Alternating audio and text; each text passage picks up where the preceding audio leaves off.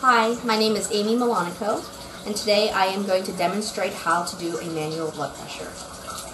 When doing a manual blood pressure, there's a couple pieces of equipment that are needed. The first one is a blood pressure cuff. Technical name is a sphygmomanometer. The second piece of equipment is a stethoscope. Most people are familiar with this. It's used to listen for the blood pressure on the arm.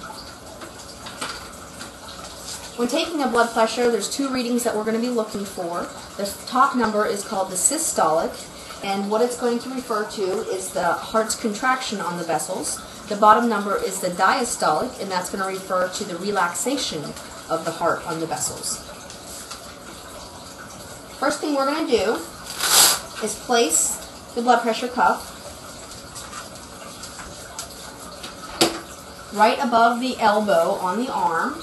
About 2 or 3 centimeters is usually good. You're going to place it on snugly, not too tight, because you're going to pump it up, which is going to make it even tighter.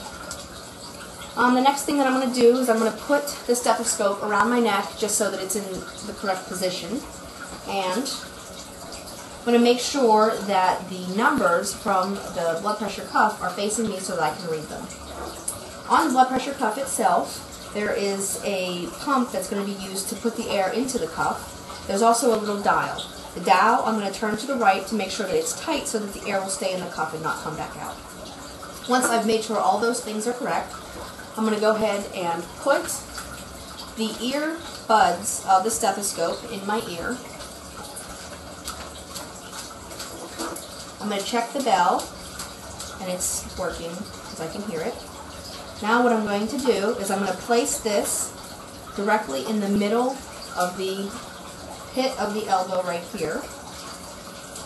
What I'm doing is I'm placing it right over that artery that runs right through there. It's the brachial artery. Next, I'm going to go ahead and pump up the blood pressure cuff. It's going to take anywhere between 20 and 30 pumps to get it up to what the normal amount that's needed to do an adult blood pressure. The number that I'm trying to achieve is 180. Most adults run around 120 over 80, so it's plenty high enough. And once I've reached here, I can't hear anything currently.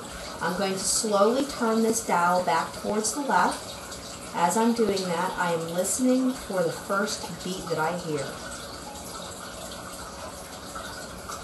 The first beat that I heard was at 142. It's still beating. It continues to beat until it reaches 100, which is the bottom reading. Now that I've got both of my readings, I'm going to go ahead and release the excess air.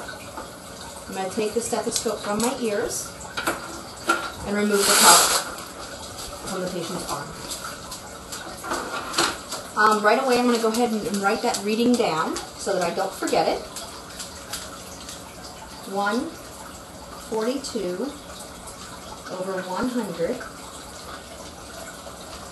and it's written in like that, and that's how you usually see it documented on charts. For blood pressures, a normal blood pressure is 120 over 80. High blood pressure is considered anything over 140 over 90, and low blood pressure is considered anything below 90 over 60. And that is how you take a manual blood pressure.